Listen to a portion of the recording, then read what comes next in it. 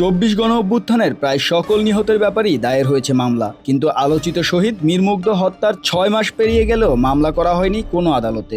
অবশেষে ৬ মাস পর ১৮২তম দিনে এসে ট্রাইব্যুনালে অভিযোগ দায়ের করেছেন মুগ্ধের দুই ভাই। তবে তাদের এই অভিযোগটিও ব্যতিক্রম, কারণ ১৬ জানুয়ারিতে করা এই অভিযোগে আসামি করা হয়নি কাউকেই।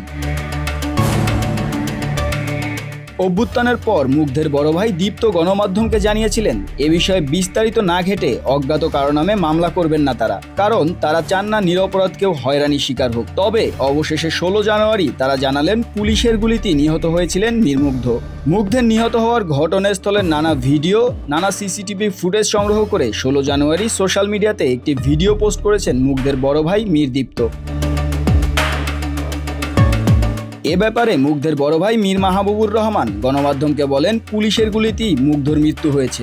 ভিডিও ফুটেজ এবং অন্যান্য তথ্য প্রমাণের ভিত্তিতে তারা এটা নিশ্চিত হয়েছেন।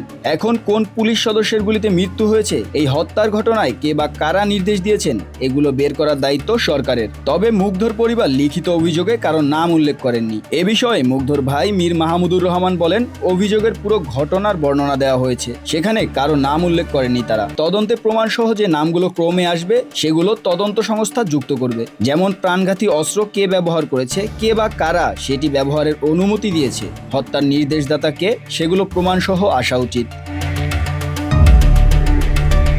সেটি প্রশাসন ও সরকার হয়তো খুঁজে বের করবে। ছাত্র জনতার আন্দোলনে হত্যার নির্দেশদাতা সুপেরিয়র রেসপন্সিবিলিটি হিসেবে শেখ হাসিনার নাম এসেছে, তাহলে কাউকে আসামি করা হয়নি কেন? একজন সাংবাদিকের এমন প্রশ্নের জবাবে মীর মাহমুদুর রহমান বলেন, বিভিন্ন হত্যার নির্দেশদাতা তিনি, সবাই জানি। এভিডেন্সগুলো তো লাগবে। এভিডেন্স ছাড়া আমরা যদি সেই জায়গায় যাই তবে বিচার প্রক্রিয়া আরও বাধাগ্রস্ত হবে। আমরা চাই না বিচার প্রক্রিয়া বাধাগ্রস্ত হোক।